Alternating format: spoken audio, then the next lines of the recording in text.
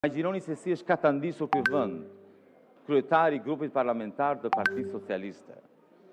Kryeministri i Shqipërisë në vend të reflektoj, kur ata të varfrit, janë të varfër, nuk kanë, janë të varfër. E kuptoj, ju nuk e kuptoni, se ju nuk e dini se qa është, nuk e dini.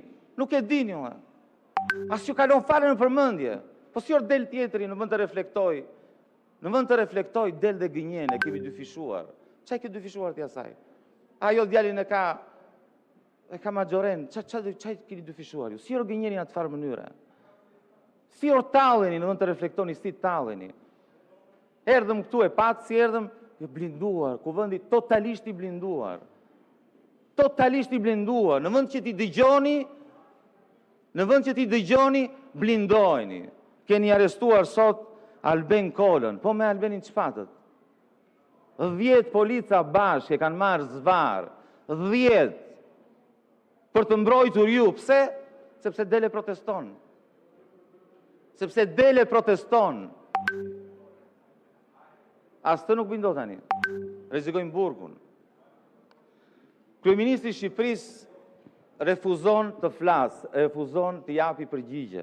Unë kam bërë thjesht një kërkesë, zoti kryetar, ma lejon rregulloria. Nga që kryeministri i Shqipërisë nuk vjen kurrë në këtë kuvend, sepse tani mendon e ka zvendësuar kuvendin e Shqipërisë me grupin parlamentar të Partisë Socialiste,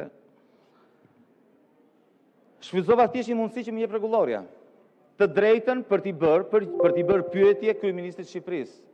Dhe i bëra pyetje në lidhje me Porto Romano.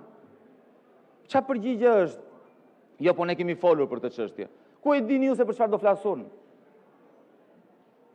Kjo tregon anta si ju thjesht nuk jeni më në gjendje që të vini këtu të jepni përgjigje sepse nuk jeni më të besueshëm.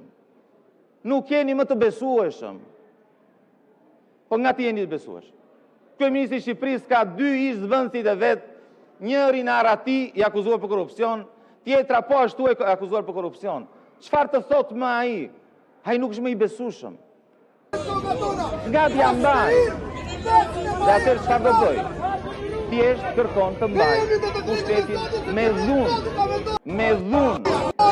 Dhunë kundër deputetëve, dhunë kundër qytetarëve, dhunë kundër sipërmarrësve të ndershëm, me dhunë. Nuk mbajtë të me dhunë. Nuk keni për t'ja dalë. Nuk e mbani do të me dhunë. Fati Edi Ramës është vendosur. Edi Rama ose do përfundoj në Burg, ose do përfundoj në Arati. Do t'a shikoni. Do thoni ju e pamundur. Jo, me nuk është fare pamundur.